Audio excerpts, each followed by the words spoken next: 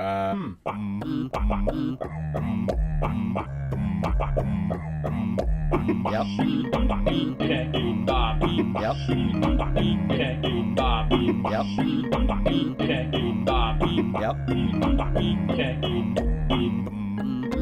Like that? Yep. Hello, dear listeners. It's time for another Hey, I've Got an Idea show. We are an invention podcast, and we are going to invent something right now before your very ears. That's my brother, Mason, Ass of Titanium Williams. Good. That's a good name for me. And that's my brother over there, Luke, Lessashamed Williams. I'm going to say your actual username. Oh, okay. Yeah. Fine. We had a good... I got to ask, this thing you're doing now where, like, instead of introducing yourself and then waiting for me to introduce myself, you're doing the thing where you introduce me and you're expecting me to introduce you. Are you doing that so that I don't bring up, once again, the specter of Jared Body Glove Williams? Sure.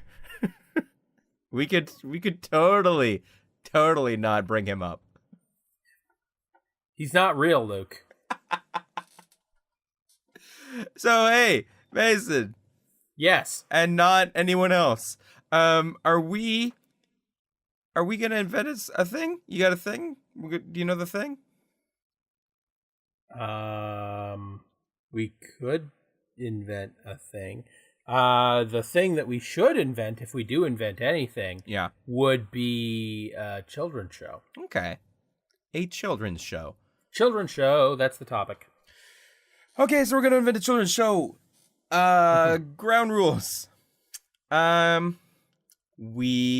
ground does rule, you're right. You could the ground. You could put all kinds of awesome materials for a children's show on ground. Here's the main thing. I want to get this out of the way.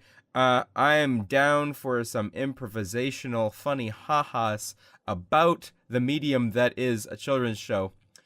And there is a certain hilarity to something just being a little bit off.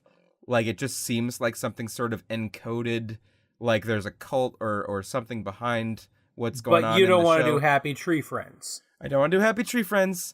And I don't want to make any, like, jokes about this being like, oh, here, we're gonna fuck in front of your kids.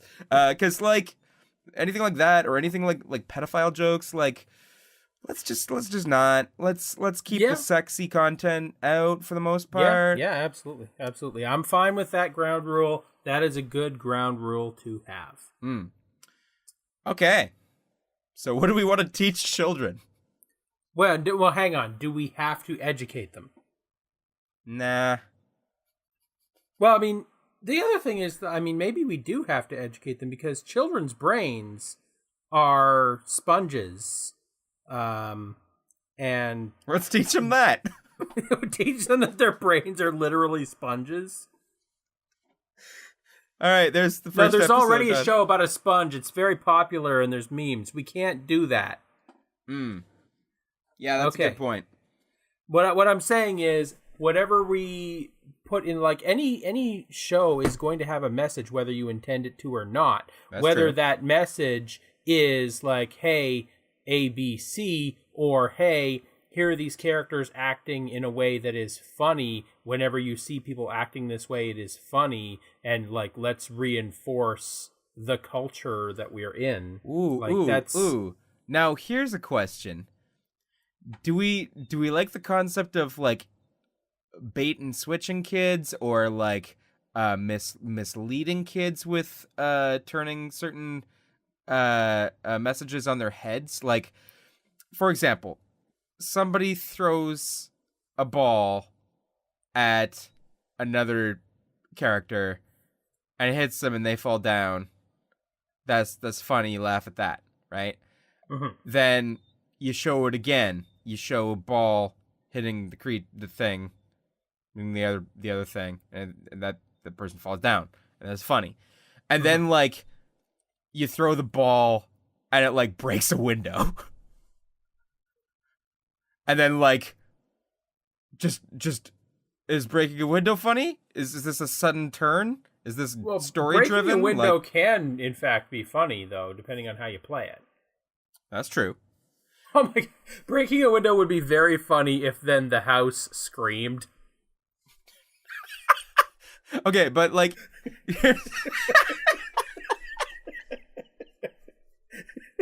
You are very right. Oh no! Okay. I didn't look out.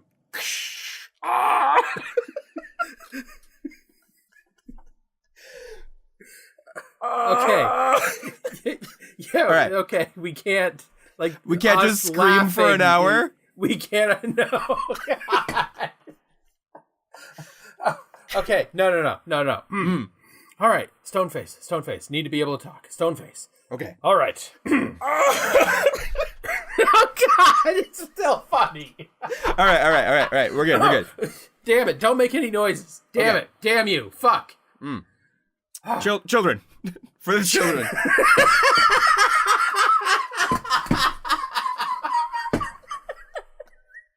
I'm picturing it in my head. We lost him, everybody. God damn it, do the podcast without me. Just mute me. I can't. Okay, jelly beans. A bunch of colorful jelly beans. They live in a farm together, and there's a brother and a sister and a uncle, and it's called Jelly Bean Land. I got this. Jelly Bean Land. And then someone eats them. Mason, I'm drowning. See, this is why we need the both of us to do the podcast. Yeah, Jelly Bean Land was shit. When I'm not here, this is what you get: is you get the jelly beans. And when Luke's not here, I would go on for like half a straight hour about the house screaming and about the house's internal anatomy and like its blood and its organs and whether or not it feels the degree of its own intelligence, like what breaking of the window is analogous to on a human body. Like, yeah, we should definitely not. We should definitely not do that. Fuck. But talking about going off on a long tangent. Why don't you go ahead and slice me off a bit of flavor of that Teletubby rat you were talking about? Okay. So you remember the Teletubbies? I do. Yeah. No, the reason that you remember the Teletubbies and I remember the Teletubbies, just talking to our listeners here. Yeah. Luke and I used to watch the Teletubbies religiously. I should notes. Point out we were teenagers. Yeah, it was wonderful. We were teenagers and we were sober. Love them. Yep, it was not to mock it. It was well, I mean, it was also sort of like a sign of madness that we were like looking for encoding that wasn't there. Like we were trying to decipher patterns and such, I think. Well, I mean, I do believe that the patterns are there is the thing. Like if you look at the Teletubbies, if you watch a couple of episodes front to back, like you do see how they represent the classical four temperaments. I.e. the four humors, the four elements, what have you. You got four of them, and in order from smallest to largest, Poe, who is fire, Lala, who is air, Dipsy, who is water, and Tinky Winky, who is earth. Okay. And like they each again just represent the four elements associated with the four humors, which are in turn associated with the four elements. You've got Poe, who's wild and active and fiery passion. She's got the scooter and she'll get on the scooter and they'll speed up the footage so she's zooming around all over the place. Pretty much a Harley. Yeah. And you got Lala, who's very feminine, sings all the time, hence the name Lala. She's got the ball, which is a thing that you play with, but also like you play with like it's a friend in and of its own right, and you use it to play with others. It's a very social thing. Lala's very gregarious. I would say kind of blasé, a little bit airheaded. Sure. Then you got Dipsy. Weird thing about Dipsy is his face is different varieties of brown depending on the episode. Like the other Teletubbies, they're pretty consistently white, like very, very pale Caucasian white on their faces. Dipsy's face alternates like between espresso brown to like latte brown, depending on and you know what? I don't think it's a tan. No, I think that's like they had to switch out the costumes at some point and thought it was like maybe too different or something. Well, I mean, the question is, if we could find the filming dates of the episodes, are the lighter brown faces, are they the newer episodes shot or the older episodes? Tell me about that. Did they go? That Dipsy character though. But yeah, Dipsy's cool. Dipsy is the only Teletubby that I would really describe as being cool. He does the dance. He's got the funky hat, which you gotta have a hat. Yeah, that's his thing.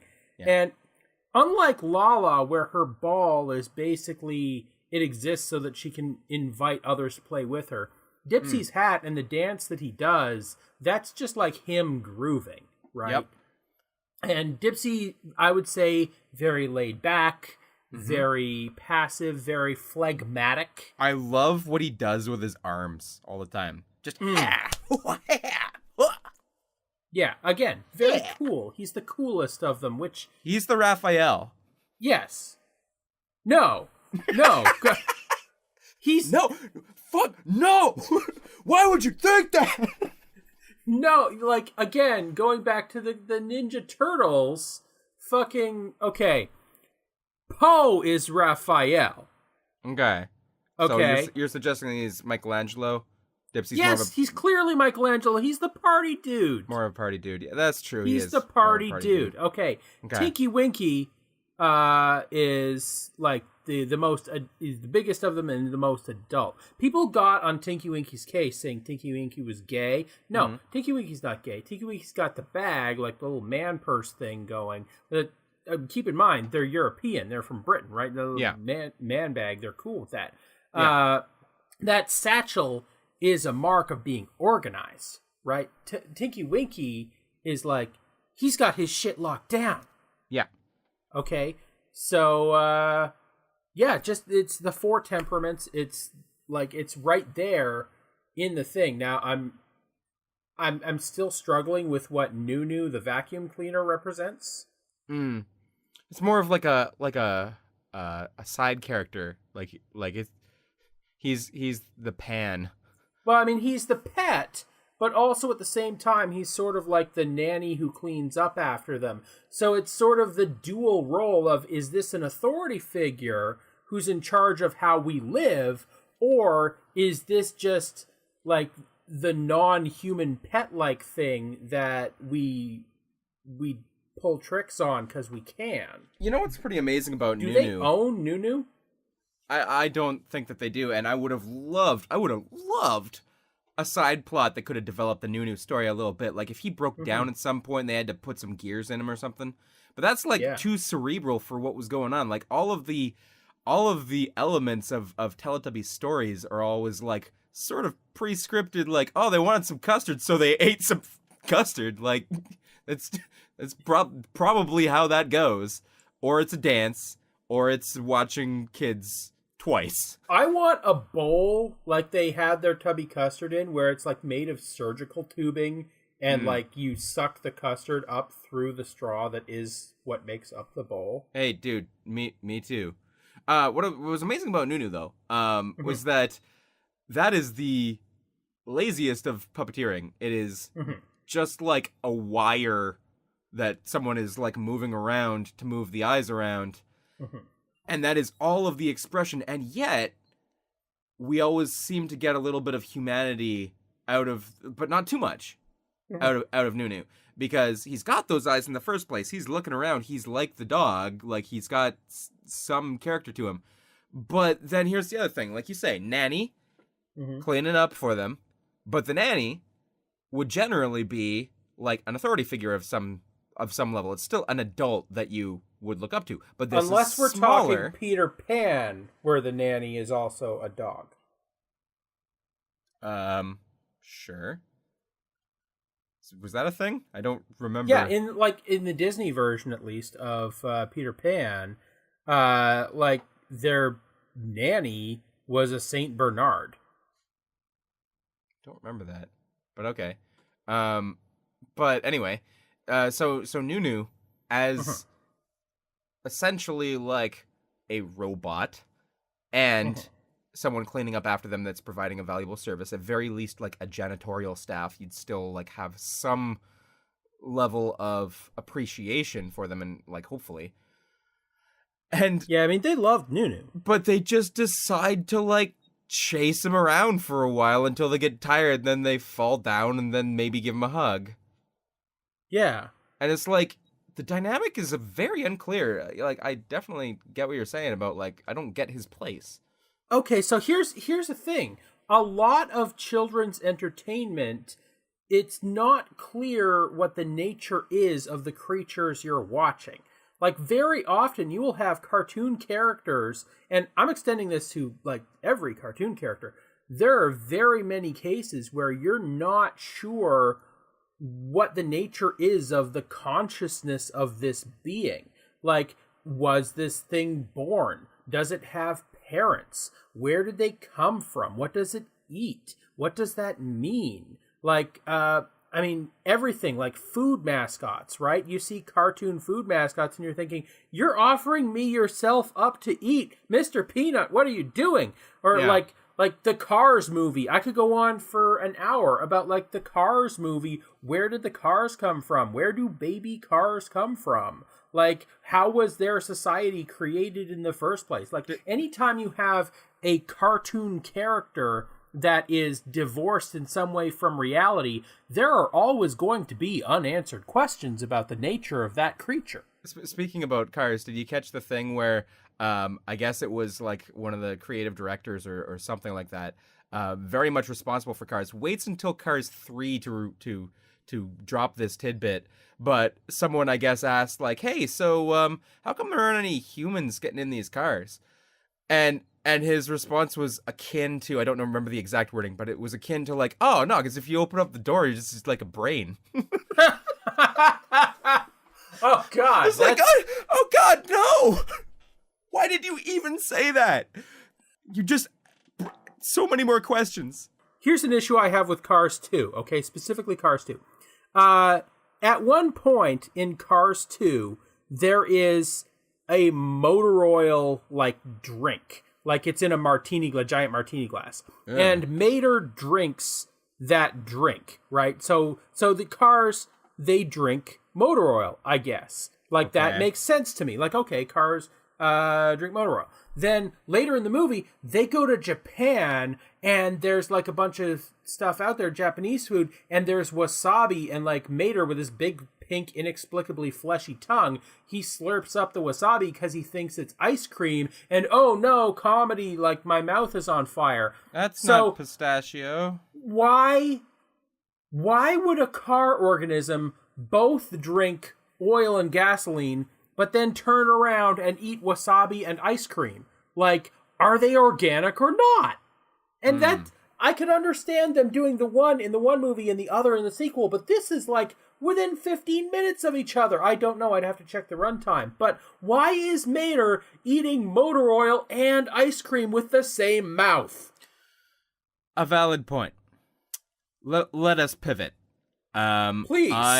I want to get a little bit into a construction of an actual children's show. However, I think a more relevant point for kind of what's going on in the scene right now is what was the last like early childhood show you've seen? Like what's playing right now? Like I'm not talking about our Adventure Times or our Steven Universes, which are clearly an older child audience. Well, I mean, that's the thing. What's our age group we're aiming for? Because if we're going for, like, the Teletubbies crowd, are we aiming this at, like, toddlers? I am very much interested in the, like, 2 to 4 range. Oh, shit. Okay. There is like a show about 10 kids that live in a windmill. I'm sorry? Yeah, and like they all have names like beginning with like different letters of the alphabet. Like there's an A and a B and a C, and then the J is like Baby Jack. And every episode, like they start going into the windmill, and you see the family, but then Baby Jack, he goes on like his fantasy sequence where he like goes under the ocean, or he goes and visits the dinosaurs or whatever, and then he comes back to the actual home where they live in the windmill, and the show ends. And I forget what it's called, but I know that this exists because my neighbors have kids, and I exist in proximity to them. Okay. Now, what was your take on the entertainment value of that show for a kid? I don't know why they watch it. It's dumb as fuck, and the animation is incredibly creepy because they do the thing where they're like cutting out like the moving video footage of the kid's head and then putting it on like animated body, and I'm like, no, I don't. Oh, is it like I don't want this. Is it a mixed media thing, like live action picture of a human, and then this is live action, but then they do like collage shit with it in order to have him go into the. Yeah, no, it's actually very unnerving. Yeah, that sounds no good. So okay, here this raises an important question. We want to go in a direction that is colorful and visually intriguing and appealing. That much is clear. Pretty much, I think textural is also important. Like, I think it serves the Teletubby medium well that there was, like, AstroTurf everywhere. And, like, they looked like soft, fuzzy, cute creatures. There's bunnies, and there's flowers. Like, it's not just pleasant, it's also, like, you want to reach out and touch it, right? Like, I think that's part of that. Their house was under a hill. Like, they had a Hobbit thing going on. Oh, it was so good. I just want to visit and hug Dipsy. How eco-friendly is the not Teletubby any house? of the other three? What? You don't want to hug Poe? No, Come on. I'll hug them all. It's a big hug. That's what they're Oh, okay. Fuck, marry, kill, hug the 4 Teletubbies. What are your choices? Oh, I think I could do this relatively easily. Jeez, I gotta go fuck Poe. Yeah, I could get into that. Yeah, I gotta go kill Lala. Sure. She is kind of annoying. And hug Tinky Winky and marry Dipsy. This was not hard, no. All right. Okay, yeah. Same question, Ninja Turtles. Ooh. Weren't we gonna make a kids show though? Okay, it won't take a minute. Let me think this one through. Marry Donatello. Oh yeah. Yeah. I don't want to kill any of them. I guess kill Michelangelo. What? Like, he's the party dude. Yeah, but he's the dumbest. Granted. And that's horrible. I don't want to kill. Like I said, I don't want to kill any of them. So what does that leave me? Fucking Mary? Yeah, I believe. No. Well, no. No, fucking hug. Hug. Fucking hug. You need to hug. I need to.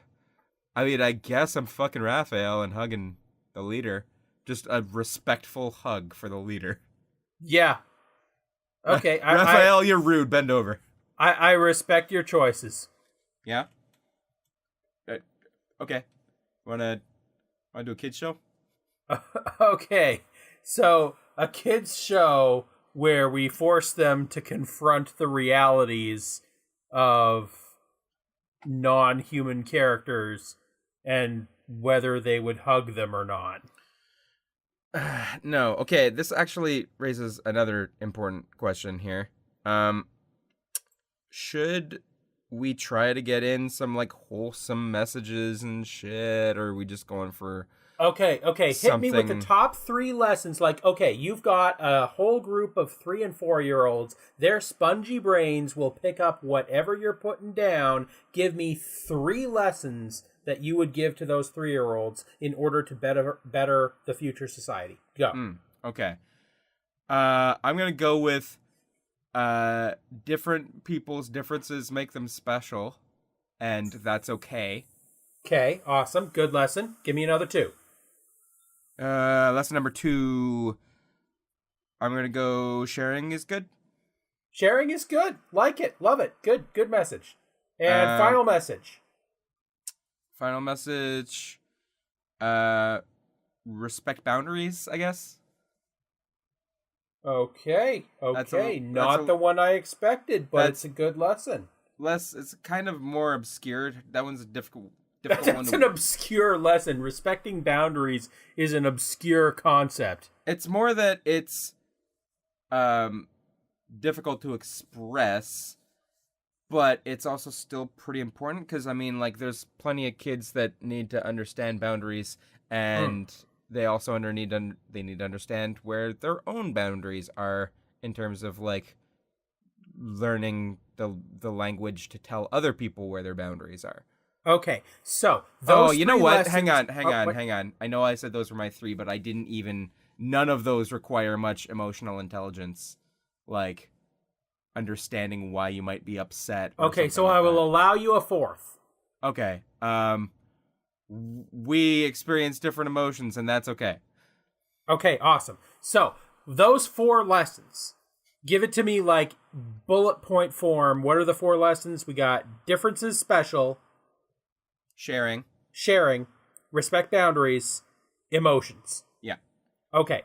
So, we're baking those 4 core principles, core lessons into the setting, into the characters of this show. Yeah, okay. So do you want to try and base the 4 characters off of those 4 principles? And subsequently also base them off of the 4 temperaments, the 4 elements, etc.? Yes, I think we can do this. Okay, so, hang on. Let me get a piece of paper. Yeah, this one actually deserves charting out a little bit. Okay, so our 4 temperaments. What are the 4 classic temperaments? I want a bird. I want a bird in there. We can make one of them a bird. Okay, cool. Okay, so what were the lessons again? Let's start with that before we lose them. Okay, so it was differences special. Differences are special. I'm just gonna put diff. Yeah, I'm sure diff is enough information for that. Sharing is good. Sharing. You should share. Yes. There was... Oh, God, I forget already. Boundaries. Bound. Diff, share, bound. Emotion. And Inside Out. Inside Out. Or the Emoji Movie. No, I'm just putting I-O. Okay. Fuck the Emoji Movie. Okay, now, the 4 temperaments. We have party dude.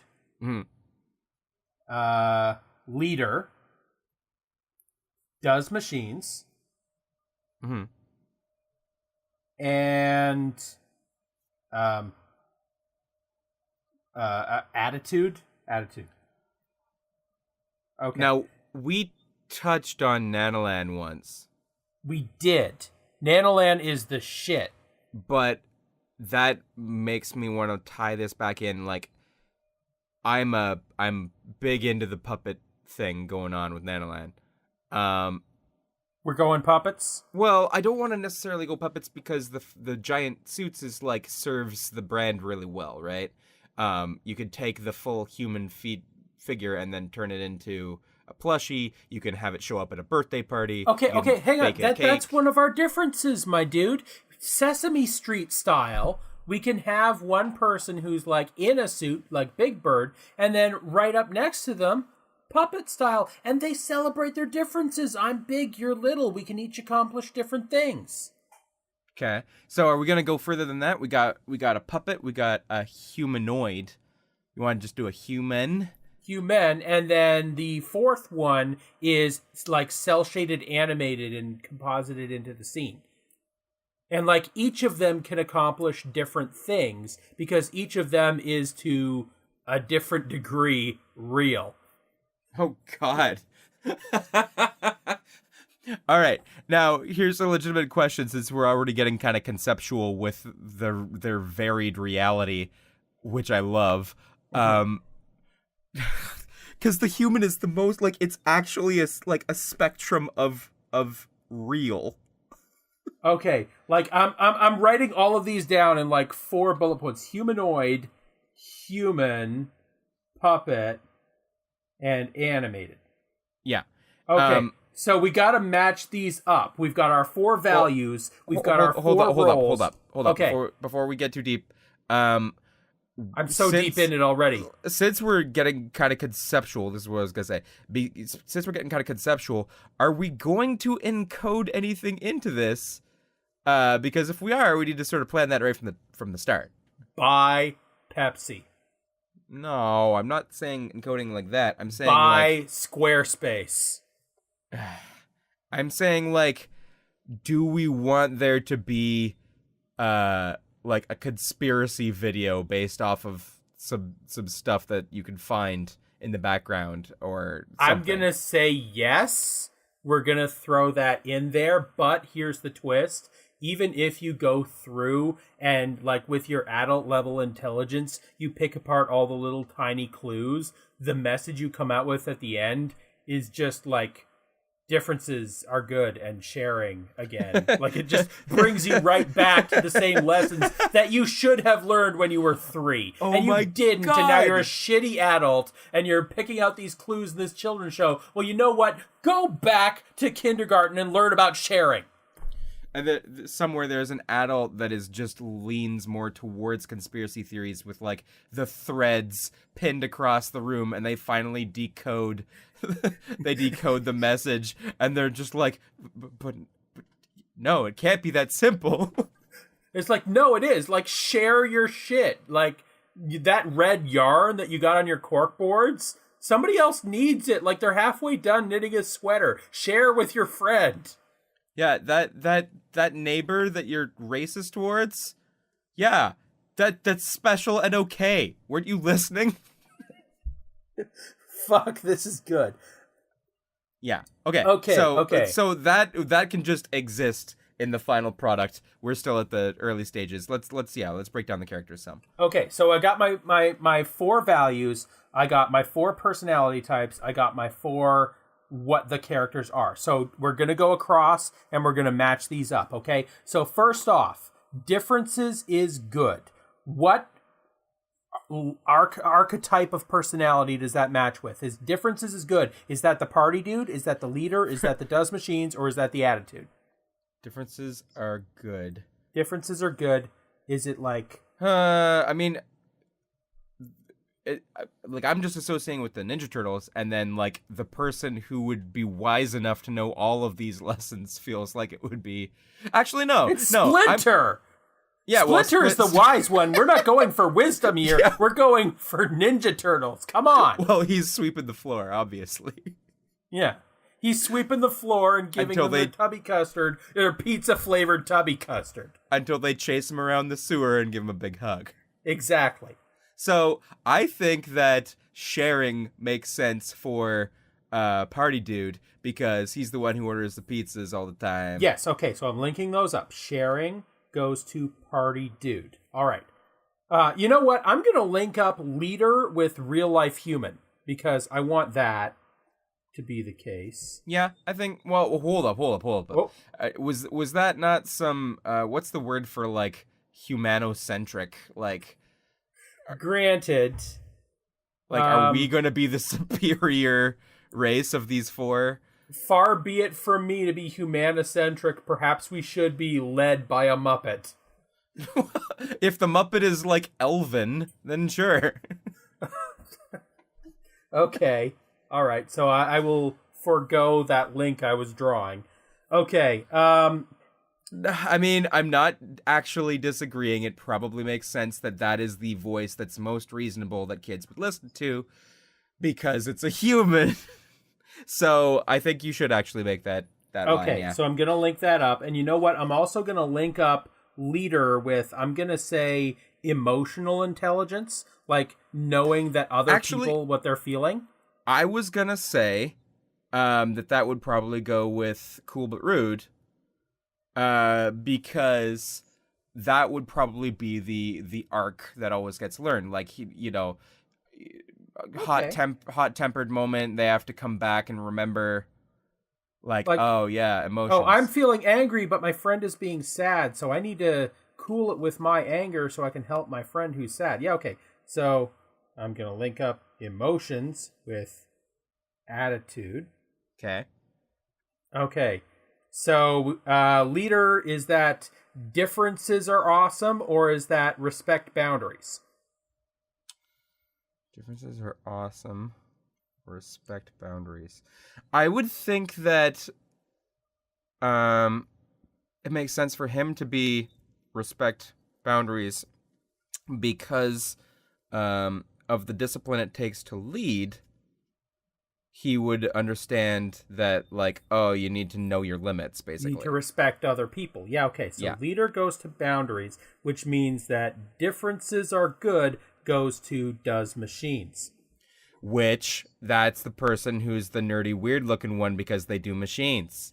Yeah, so differences, they're the ones that understand and appreciate the differences between the different people and the different other characters they might encounter, and they also have, like, the analytical mind for figuring that out. Okay, so that person who is the analytical nerd type who figures out what differences, like, why people are different and how that's good, is that person the guy in a suit, the Muppet, or the animated character?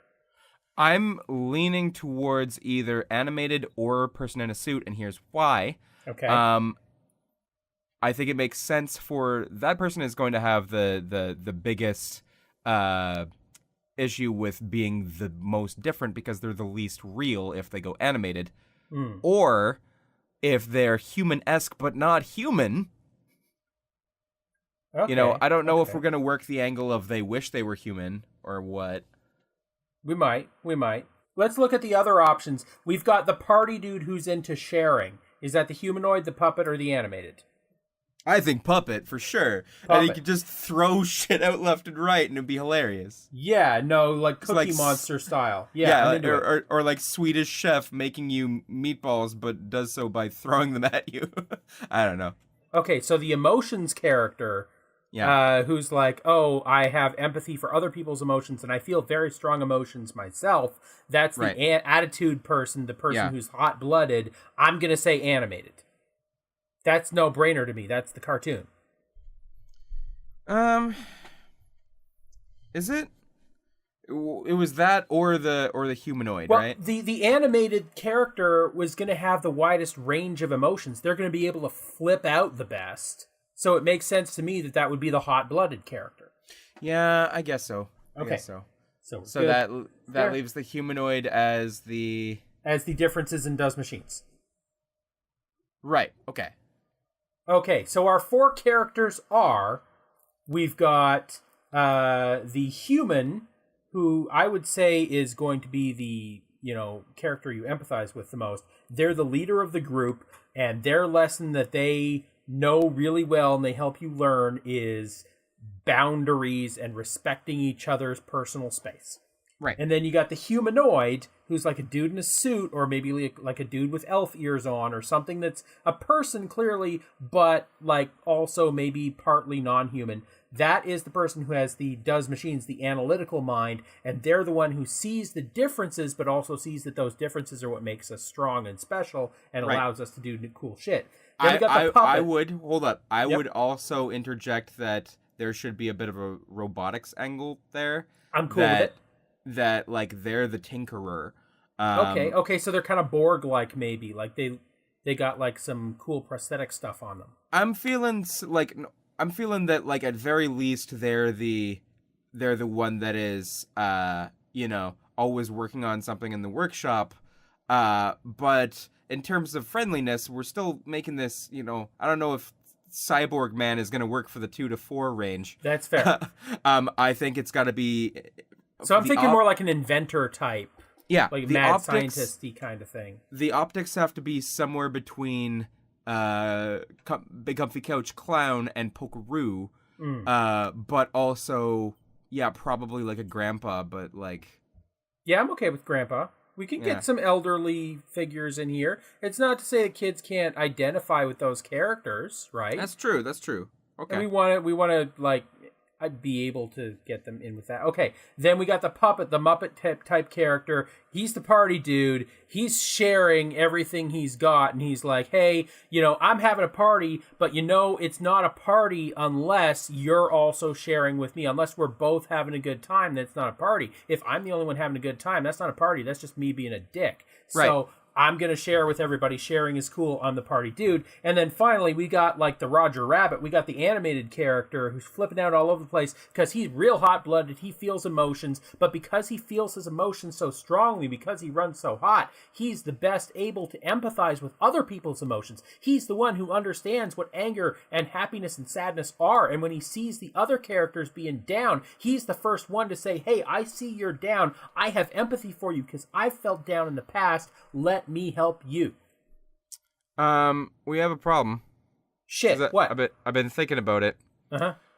I think we might have almost remade today's special unintentionally. You're kind of right. Yeah. Okay. Didn't see that one coming. I really didn't. Okay, so here's the thing. Okay.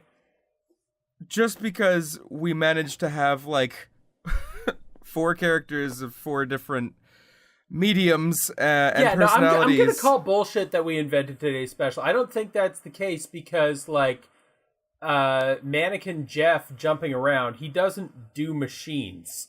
Yeah. There's some differences, but a surprising amount of similarity as a coincidence. Well, I mean, there's only so much. Like, there's hundreds upon thousands of children's shows. We're gonna overlap a little. Yeah, but I mean, even when I was channeling the thought of, oh, well, the humanoid one... Sorry, not the humanoid. The human one is going to be the voice of reason. I was channeling that straight from either Sesame Street or today's special and not even thinking about it.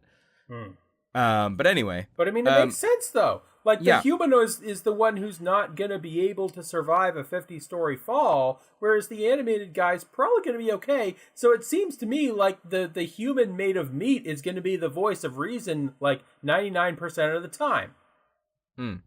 So, here's another question. We going to go something uniform and colorful, like Teletubbies, or we want to have them all be, like, very different? I'm going to say have them be very different, but at the same time, I want some unifying design aesthetic. Like maybe they all have like the same kind of badge or something. I think I know where this is going. I'm pretty sure I got a setting for you. Oh, hit me. Space. Space. Love it. Yes, space. Space is good. And that, future-proofs the kids. We want to get the kids interested in space and thinking like, you know what, in the future we're going to live in space. I want kids interested in space. Boom, we put it in space. Love it. Yes, space. Tinkerer, don't even need to excuse it. Doesn't have to be a weird, like, oh, it's not like a Teletubbies, man the controls, Poe. Like, no, you can explain tinkering because ship. Yeah. And, like, they're going to encounter alien shit, and he's going to be the one to be like, oh, we're having some problems with this alien goo. Well, fortunately, I came up with this ray gun that'll fix our alien goo problem. But then Emotions Guy is like, wait, no, I sense it's afraid. Don't shoot it with the ray gun. And then Party Dude is like, hey, we found these minerals on this asteroid. Maybe they want to share that. Oh, they do. Sweet, mineral party. And then they all have a dance party. I was thinking share happy, hospitable party puppet friend is our cook. Love it. Yes, he's the Neelix. Yeah, that's our Neelix. Neelix / Quark. Yes, Neelix. Well, like Quark is Quark the party dude? He facilitates the party. Okay, all right. So we've got our 4-person crew of a humanoid, a Muppet, and an animated character traversing the galaxy, finding new, people and new civilizations, making first contact with them, and then, like, learning a lesson every episode. Human captain. Human That captain? works. Yeah. Jeez. God damn it. This is good. I know. Why did we do a good thing again? I hate when we make good things. Fuck. All right, I want a bird.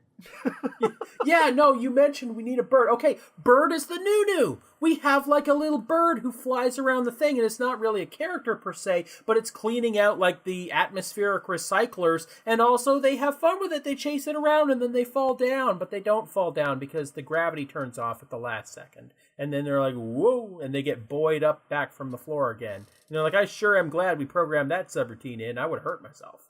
Oh, could we have a song? Of course we can have... What do you mean, can we have a song? We can have a song every episode. Come on. But, like, I'm trying to imagine how the song plays out. Like, do they all play instruments as well? Or do you just say, like, computer, play us the sharing song? No, they definitely all play instruments. All right. And that's part of the differences that they share is they play different instruments that they're individually good at, but then they come together and they make the music together because you got the drummer, he's real good at playing the drums, but no one wants to listen to a drum solo forever. You gotta bring in the one guy who has the guitar. He's real good at guitar, but then, hey, if you just got that, you got no words, there's no message to the song, there's no rhyme. You bring in the other person who's really good at singing, and we celebrate our differences as a group together. And we sing songs about friendship. I think that the bass instruments should be sort of established too. That like certain things are better for certain people. I think you got drum machine, noisemaker, percussive stuff happening with the Tinkerer. Okay, hang on. I'm doing another row here. So right. The Tinkerer goes to drums. All right. Yeah. I think that you got some sing-songy operatic silliness happening with the puppet cook, because of course, la-di-da-di-da, right? Okay, so puppet goes to sing, all right. Mm-hmm. And you have your, the animated one is going to have much more of the improvisational thing. I think he's more like a sax or something. Well, no, like sax is good, but, sax, you really can't do that much with it. Like, I'm going to say give the sax to the human, and then the animated guy, he's got, like, whacked out keytar that he can do all sorts of crazy effects on. Keytar is good. Keytar is very good. Keytar opens the genre up to, everything. Yeah, exactly. Which is good. So you've got the human being playing the sax, and they're playing a real live sax. Like, this human being, whatever actor we find, they are actually going to have to play the saxophone. Ditto with the Does Machines playing the drums. That's a human in a suit. They've got to be able to play the drums. That's the easiest one to fake, though, because whatever, like, machines might also help him drum, those could be, like, little puppety things of, like... whatever. But anyway. Then you got the puppet, and they're the singer, and they're the one who's just expressing themselves in song. They rhyme, and they're kind of goofy, so their rhymes are kind of goofy, because the songs are almost always fun. And then you got the animated guy, and he's the one who brings the fire. He's, like, playing his keytar. There's weird-ass visual effects going around, and he can basically make whatever sound come out of that thing he wants. Oh, God. Okay, we just need a little bit more. We need names. This is so good. Okay, we need names. Names, and we need a name of the show. Okay. Human should have a very perfectly normal name. Yes. Like Daniel or something. Like we've got the gradation of weirdness here, so we need to start normal and go gradually weirder. So our human being, who's the leader, who plays the sax, who enforces boundaries. Daniel, are we good with Daniel? Captain Daniel. Wait, hang on. Do we want to make him a dude? No, we do not. That is definitely a female captain, at least. Or just androgynous. Don't gotta talk about it. Okay. Just gender neutral kind of person, and we don't ever have to address it at all. We just refer them as captain. Like, we don't need a gender in there. So, what's a good gender neutral name? Well, my mind went to Pat, but... Yeah, no. Gene, and then just you never spell it, so it's either Jean, in which case it would be a woman, or Gene, in which case it would be a man. And just like whenever you go to see it, there's like a potted plant in front of it, and then they just say it, but you don't get to see how it's spelled. I like how tongue in cheek that is, but like even for scripting purposes, I think it should just be like GN. Okay. It's space. We can do whatever the fuck we want. That's true. Wait, is that our most human name though? No, it is. I think we can go more human and more. Let's see. What are some good? Alex is a good. I was thinking Alex. Yeah. Sam, because it can be short for Samuel or Samantha. Let's go Alex. I like Alex. We're going with Captain Alex. Alex. Okay. Alex, Alexander the Great, absolutely Alex. Captain Alex. Just Alex. a little bit neutral. Oh, and we don't have colors for these yet, but I'm assuming he's blue because Leonardo. We can go blue for Alex. Sure, yep. Alex. Blue. Okay. Then next down in level of wackiness is our humanoid character who does machines and celebrates the differences that we all have and plays the drums. I'm thinking of like 3-syllable fantasy-esque sort of name, like yeah, because we got like this is like an older race, like an elf kind of thing, and they can be hundreds of years old, and that's why they know all of these different things. I'm feeling tease. Tajanda. That's a little too inhuman. What, Tajanda is inhuman? You're telling me there's nobody in the history of human history who's been named Tajanda? I'm thinking more like Tugsworth or something. Tugsworth. Okay, yeah, Tugsworth. Fuck it. Tugsworth. Color. I don't want to go purple because I don't know. I'm not picturing purple. I'm picturing like gray and maybe hints of green. Gray and green. I'm good with gray and green. Okay. Gray, green. Okay. Are we not going with like bold primary colors? Because I mean, okay, maybe this isn't 2 to 4. Maybe this is 4 to 8 or something. I think we're a little past toddler here. Yeah. But yeah, Tugsworth. I'm fine with Tugsworth being gray. Yeah. Okay. So our puppet, who's the party dude who shares and sings. I mean, I like orange or purple or something there. I'm gonna go purple. Because I'm thinking visually something kind of like Telly, but not perpetually depressed. Yeah, I like some Telly. I like some Telly going on here. He's just like, hey, welcome. Okay, so we've got a T, we've got an A. We can't reuse the primary letters here. So Tugsworth, Alex, and the puppet is... I'm not coming up with much. Like, are Carla. Carly. Carly? I do want to go female for the puppet. Okay, yeah, that's more. I like that. I like that. Carly. I'm gonna spell it Karli. Yeah, I like that. Okay. Okay. Carly. And then our hot-blooded animated person who's all about empathy and understanding emotions, and who plays the whack-ass guitar. Doug. No. He's got to be the one with the weirdest name. Like, but at the same time, not like Mr. Mitzel-Pidlick. Like, we don't want to make this a tongue twister. No, and I don't want it to sound too much like a medication, but like, you know what? No, I don't want to have a whack ass name. Because we've got Tugsworth, we've got Alex, we've got Carly. Those are all 2-syllable names. Do we want to go 2-syllable, or do we just want to go 1? I was thinking 1. Like, we want something that's just a shout, rather, like a yelp. What if it was repeated single easy syllable? Like, ooh, Yaya. Do you like Yaya? I like Yaya. Okay.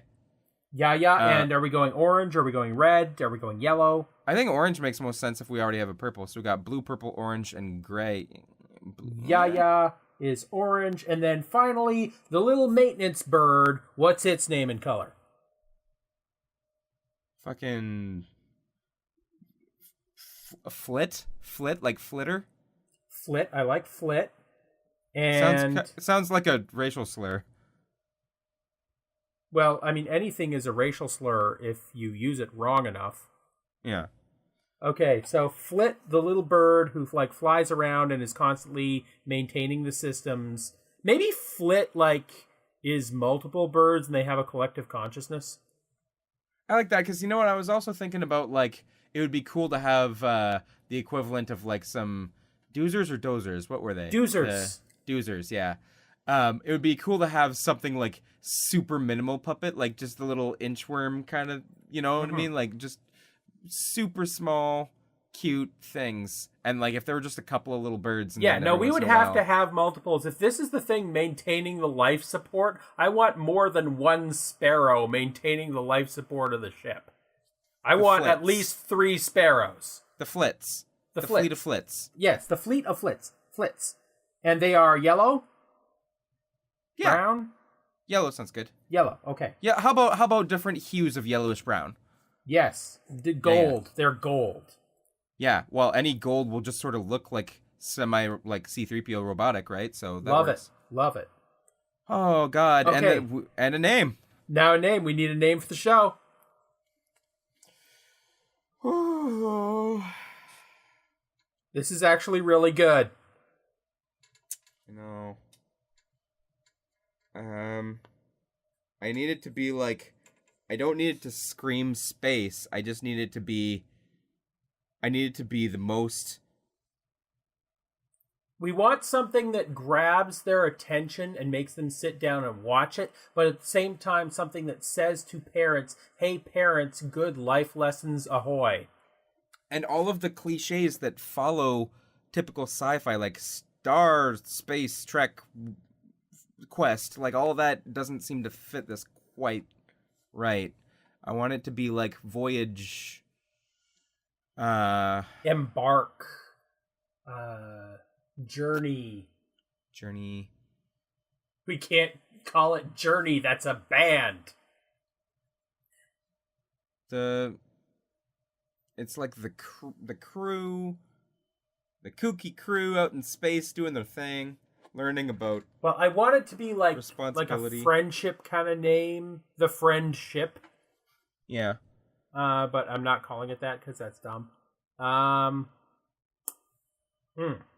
Pal.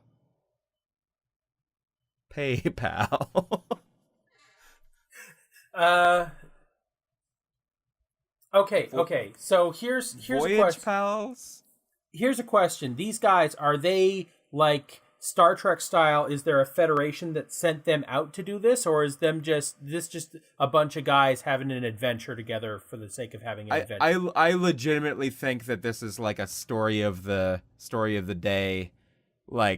You don't go deep enough to have there be a federation and stuff. Not that can't exist, but I don't think that's what this show is. But I mean, my thing is, are they coming in with some sort of feeling of authority, this is our mission to come in here and enforce friendship in this solar system? Or is it more hey, we wandered in here and there's a plot, and if we don't like it, we can just wander away? It makes a difference if they're on a mission or not. Mission Pals? Sounds like a vacation Bible school thing. But yeah, I'm pretty much looking for a vacation Bible school name.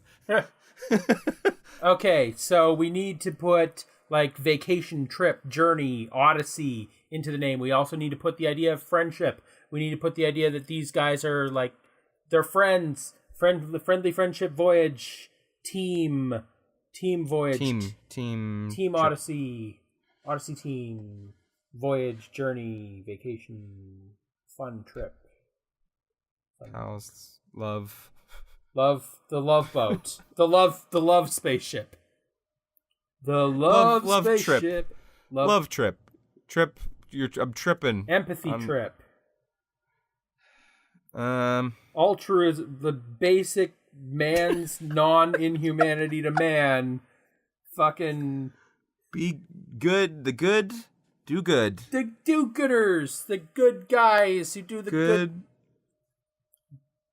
Awesome, yeah, or it might also be like the awesome, yeah, Yeah, the good, awesome, cool. the SS Awesome, and its never-ending voyage to never-ending. God, no, I want to get home. They are only ever always lost in space. Fuck. Aren't they lost? They're not lost. Good. Okay. They're just don't talk about for it. A second. They're don't worry about it. They don't got to go anywhere. They just go everywhere. Okay. Well, okay. I think that they still explore. Like that's still a curiosity thing. Will be the instigator for every. Okay, like episode. Go, blast off, explore. Even have like explore, friendship. Do we have like a science angle to this at all? Like, is it like a? Well, I mean, I do want to like have things where they encounter someone new and they're like, "Hey, what's this planet all about?" And they're like, "Oh, we're all sad on this planet." And it's like, "Oh, well, like we're gonna have a party." Let's play a song. Yeah, but then like the empathy guy is like, "No, sometimes it's okay to feel sad." And the leader's like, "Hey, respect their boundaries. We don't want to force a party on them." And then we learn the lesson. Let's just leave. This planet is sad. Let's just leave. Let's just leave. This planet is a bummer. This is planet bummer. Fuck this planet. It's a good time. Good go. 3, 2, 1, go. 3, 2, 1, friendship. 3, 2, 1, team. Good team, go. Good team, go. Oh, I think that's it. Good team, go. Good team, go. Good team, go. Good Ladies team, and go. gentlemen, dear listeners, for real though. For real though. I need some fan art. We haven't had any fan art yet, and this is your call to action. For the artists, love of God, draw artists listening out there. This is no longer just ours. This is now all of ours, as in sort of partially yours too. The fan art needs to sort of make a fanon for this. Please, I need to know what this looks like. I want 3 years from now this to just pick up more and more speed until we like make it like a show. But like it needs to become more fanon so that we can reach a consensus. Do our work for us. Establish a fanon that we can make canon. And then we'll hire you. And then we'll hire you to our animation studio that we have. We totally do. Yep, got a budget for that. Absolutely. This has been one of the most successful episodes of Hey, I've Got an Idea show, if I do say so myself. Good team, go! Good team, go. Quick little thing about the show. We have a Twitter, we have a Facebook, we have an Instagram that I'm updating officially. Yep. Please feel free to do the share thing, tell a friend. Tweets. Do whatever. But most importantly, call to action on this episode. Art, please. Fan art, forget the other stuff. Just do the fan art, for the love of God. Sketches, whatever, we'll take it. Oh, and yeah, best place for that fan art, Twitter is good, but Twitter's also best. If you want to email me about it, higaishow@gmail.com is also good. Facebook is good. Squarespace is good. Hit us up on Squarespace. Got that one in there. Good. Gotta get it in there. Gotta shoehorn it in. Well, Good Team Go is brought to you by Squarespace. Oh my God, Squarespace is the one sending them out on their missions. Thank you, Squarespace. Thank you, Squarespace. Let me just say, speaking of missions, hey Mason, it's your turn to send us on our next mission. Oh, you want me to send us out on a mission? Do that thing. Well, you know what? We've been doing a lot about talking about feelings this episode. And you want to know how I'm feeling. I do want to know how you're feeling. Very superstitious. That's how I'm feeling, and I think we need to do something a lot simpler than this episode, because this was like pulling teeth. I mean, we got there in the end, but I mean, my God. So I just want to be like, okay, don't break mirrors, don't walk under ladders, and don't do this. And I think we can just like nail down an urban legend type superstition. We'll just we'll do that in the first 10 minutes, and then for the rest of the podcast, we can talk bullshit about Teletubbies. Yeah. All right. Superstition is the next episode. And thumbs up monorail eggplant. Yep. Thumbs up monorail eggplant.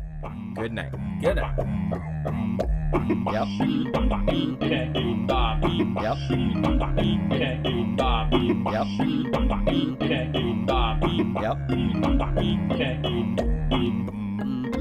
Like that? Yep.